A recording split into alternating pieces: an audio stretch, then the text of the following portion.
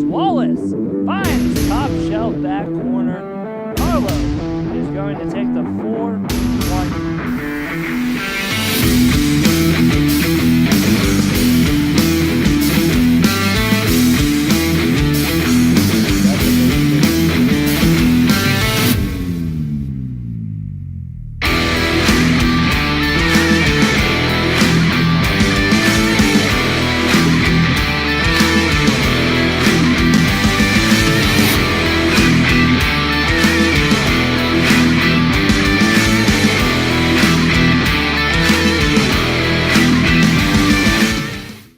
And welcome to the Carlow season preview for women's soccer here in 2020. I am Sean Myers of the Carlow Sports Network, joined by the head coach of the women's soccer team, Allen Duda.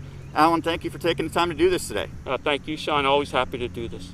Well, Allen, let's first start talking about the last several months, because it has been far from usual. The COVID pandemic, how has that affected your life as a college coach, your responsibilities during a very atypical offseason? Yeah, definitely been a different approach to the season, just with all the protocols that we have, making sure all the players are safe. But yeah, definitely a different way of coaching and approaching things. What are some of the challenges? What are some of the adjustments you've had to make in preparing for this season? Just making sure everyone's safe with the self-quarantine that's required. Here at Carlow, we're doing the 4 phases, which is self-quarantine for 2 weeks, 2 weeks of pod groupings, and then after the second 2 weeks, we'll be doing a whole group together, and then from there we can go competition. And throughout those different phases, heading into playing actual games, what's the role that you and your staff have in monitoring the status of the players? Well, before each session, we do screening, taking their temperatures, filling out the questionnaires daily. Our athletic trainers are helping us keep track of those on a consistent basis. So, yeah, a lot of screening and making sure just everyone's safe before they step on the field.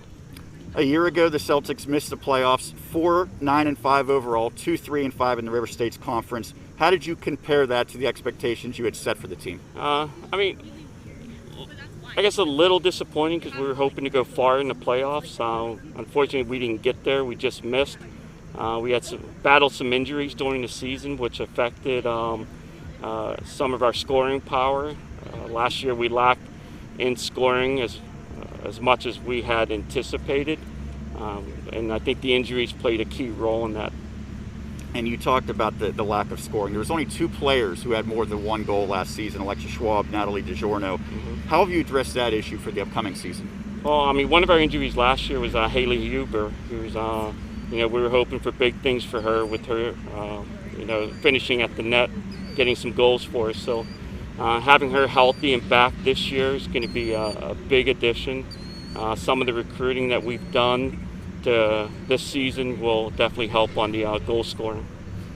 Well, you talk about the goal scoring, but keeping the ball out of the net, you're going to be trying to fill a void of a pretty significant absence as Rachel Flory has moved on due to graduation. How do you try to fill that void on the back end? Yeah, losing Rachel's a big hole, definitely on the defense.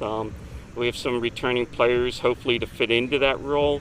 We've also recruited defensively heavy this year to help try and mold into that. And bringing Rachel back as an assistant coach is going to help us with specifically on the defensive side. When you look at the ultimate back end of the defense, it's the goalkeeper. You're going to have some new faces there. What are the expectations from that position? Yeah, we have 4 goalkeepers returning this year. 2 of them are first-year players. So, it's just training them, getting them ready. We have a new assistant coach who is a goalkeeper coach. She's going to be working with them quite a bit. Just to prepare as best we can. What were the greatest strengths from last year's team that you think can translate over to this year? I think the camaraderie of the team. It's a really good group of players that we have, and they really get along together. This year, definitely with the pods, this first half is going to be tough as far as team bonding. But I think just the camaraderie this team has, and they really, really play well together. I'm sure that every coach would love a senior-laden team each and every year. That's not always possible. In this instance, you have just 3 seniors, one of which is a newcomer to the program, so really only 2 seniors who have been here throughout. How do you overcome that lack of senior leadership? Well, what's nice about this team, some of our younger players are acting as leaders. I mean, like you mentioned, Natalie DeJourner, I think she's a true leader on this team. The players look at her for her leadership. So even though we're a younger team, we have some true leaders on this team. Pretty young, I would say, when you have 9 freshmen that are on the roster. When you look at those players, what have you seen so far early on, and what are the expectations as the season progresses? Yeah, we have some real nice players coming in, including a couple transfers that came in. The young players that we have are local to Pittsburgh. I've seen them play. I think they're really going to add to this team this year. You're a Pittsburgh guy. You have a lot of ties, especially in the South Hills of Pittsburgh. How has that affected your approach to recruiting? I think for me, it's been very beneficial, me being from the South Hills. I'm familiar with a lot of these players that I'm looking at. But yeah, I think me being South Hills and being close ties with the coaches has helped. I know the last 2 seasons you really stressed a patient style of play. Will that be the goal again this season, or what do you anticipate in terms of the style? Yeah, I think so. I think we'll still be calm, consistent with our play. To me, as long as we have possession of the ball, we're fine. I think just working out of the back towards the offense. You talked about Rachel Flory. She's still on this team, but in a different role as an assistant coach. You have a pair of first-year assistants. What would their roles be? What do you look to them to provide? Yeah, as I mentioned, Rachel is going to be a great addition coming back, especially for the new younger players in the defensive role. She's going to really help them, explain what she knows playing that defensive back position. New coaches, we have to that. Like I said, Erin Cook is a goalkeeper coach, and she's going to add value for the goalkeepers. The schedule has probably changed quite drastically from what you expected maybe 6 months ago. There's certainly many fewer opportunities for non-conference games. What type of adjustment will that require? Yeah, it's an ongoing adjustment. We had quite a few non-conference games scheduled this year, so losing those non-conference games hurts us a little bit. We have a big roster this year, so a lot of inter-squad scrimmaging once we are able to go full field. But for now, that's all we can do. But as you know, this stuff's fluid, so things could change. And you talk about the large roster. That's certainly apparent when you look at the website. You see a lot of names on there. That has to be a good thing. Where does that compare to the numbers ideally for you, and how does that maybe benefit the program not only this year but going forward? Yeah, I think it benefits us tremendously because sometimes when you get a first player coming in, the nerves are just not ready to be at that college level. So it's kind of like a development almost. When we have quite a few on the roster, they're training with us, they're working hard, they're pushing the other players. So I think for us, for development, it's going to be good. What are the goals? What are the expectations that you and the players have for this season? Definitely getting the playoffs. I mean, our main goal is to win the conference. That's always high for us. But yeah, I'd say right now that's our main focus. When you look at the River States Conference, it's changed a little bit from last season, but what team or maybe what few teams do you consider to be atop this conference as contenders, and how do you think overall the conference might shake out? Yeah, I think if you saw our games last year, River State's conference is pretty competitive. I mean, there's some really good teams. Most of our games were like 1 goal differential, but Asbury is always a tough team. Indiana University East is a good team. I mean, you just go across the board. There's some really good teams that we're going to be facing this year. And lastly, you're about to enter your 3rd season at the helm. What is your favorite part about coaching this team and coaching at Carlow University? Like I said, being around these players and getting on the field with them. It's just a really nice group of players to be coaching. Carlow University's been great. I love it there. I wouldn't change a thing. Allen, thank you so much for taking the time. We look forward to the 2020 season. Thank you. That is Allen Duda, the head coach of the Carlow Celtics women's soccer team. Now joined by junior midfielder Michaela Pry here on the Carlow Sports Network in the 2020 Celtics season preview. Michaela, thank you for taking the time to do this. Thanks for asking me. So, No doubt these are unprecedented circumstances with COVID-19, the pandemic. How has that affected how you prepared for this season? I think a lot of it was more like mental. I had to get myself in the right mental state to come back because just like everybody coming back together, it was a little scary for me, and it was just like remaining positive through it all and preparing, like quarantining and things like that. And you mentioned it was a little scary, but what has Carlow done to try to make this as safe a possible process? They've actually done a really good job with separating the team into the pods that we have. They separated us according to our living arrangements, so that was really nice. And like anytime we're off the field, we're wearing our masks and we're social distancing and we're following all those CDC guidelines, which is really important to me. So. A year ago, you played in every game. You started just 4 games. What do you anticipate for your role this season? I have high hopes of starting this year. I really have been pushing myself so far, like with preseason, so I hope there's more playing time for me in starting. So, yeah. This is your 3rd season with the program, 2018. That was a really good campaign for Carlow. Took maybe a step back, at least in terms of the record last year. When you look back at last season, what were the reasons why maybe you failed to meet the team's expectations? I think a lot of it is we had a very defensive team last year, and we didn't really have like a very strong offense. I think a big part of the reason for that is because we didn't really get those opportunities to score. But I think this year that will change with the people that we have on the team this year. And building upon that, you talk about how you need to score more collectively. Has that been the area of focus for the team? Yeah, I think that has been one, at least like in my mindset, that we need to be more like offensive minded. Also, like a mindset is just that we all like push each other to like the best that we can do and just give it our all. You're a junior. There's only 3 seniors on this roster. So do you look at your class, the junior class, as maybe having to step up and become even more of a leadership role?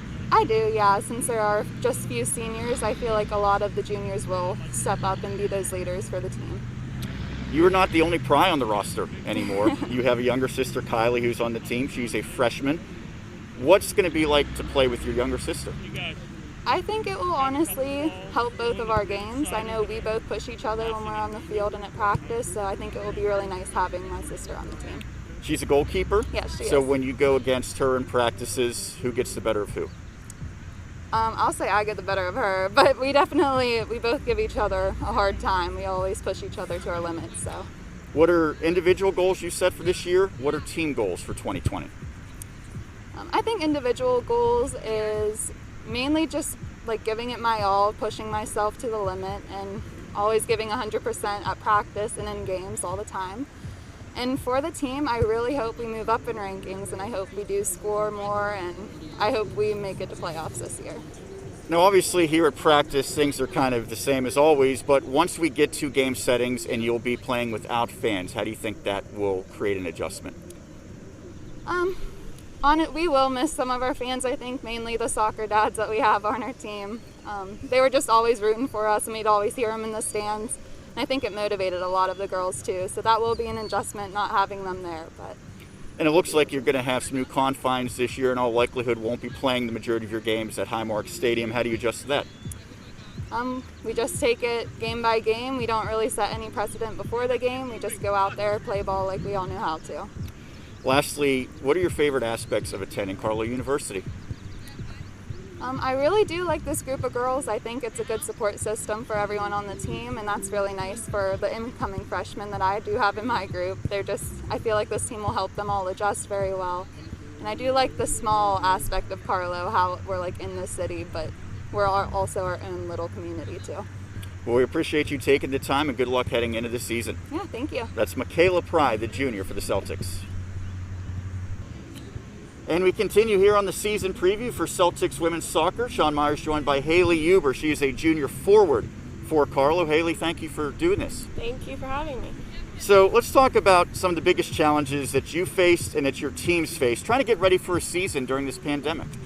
I think, like in the off season, I would say that it's hard to find a field that's open to like go run. So like, unless your gym is open for you to go to and like maybe run on the treadmill or something, I think that was really difficult to find a field and be able to practice on your own or just with each other. Were you, as a result, doing more cardio than normal? How were you staying in shape? There's a couple open fields that were around me. I was lucky to have that because there were a lot that are closed, but I just went to some high school fields to do some conditioning. You and your teammates recently back to Carlow University on campus. What's the key to adjusting to a different lifestyle in that regard?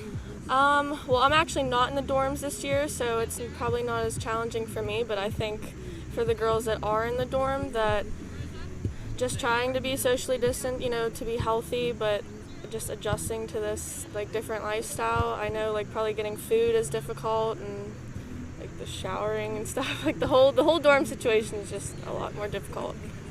Last year seemed very promising in your first year with the Celtics. However, it was cut short after just 3 games. You had an injury. So how did you handle that setback? It was a really difficult setback. I just had to listen to my doctors and do my physical therapy, but it was hard. It wasn't easy. How did you overcome that injury? How did you work to get back to full strength? Just like I said, listening to my doctors and doing the physical therapy. And it's hard. You have to not rush. I wanted to be back as soon as possible, but I just know that it was best for me to take as long as I could to really heal my injury. And you had a shoulder injury. Do you feel like you're already at 100%, or are you going to really need game action to fully be tested? I think once we start practicing more, I'll see. But I right now I do feel 100%. I think I'll be okay. But. I mentioned last year was your first at Carlow University. You came by way of Penn State Barron. What was the transition like to Carlow? Honestly, it was an easy transition because I think the girls were very welcoming here. But it's nerve-wracking to come into a new team and start all over again. You're closer to home, obviously, being from the Pittsburgh area. Did you have familiarity with any of these girls before you came to Carlow? Yeah, I actually played club with a few of them. You're set to begin your 3rd season as a college soccer player. What areas of your game have you most focused on improving? Just being more offensive, scoring-wise. I think just to be faster, to be quicker to the ball, foot skills. What goals have you set both individually and for Carlow collectively heading into 2020? Hopefully just to score more as a team, and individually I just become better as a player as a whole.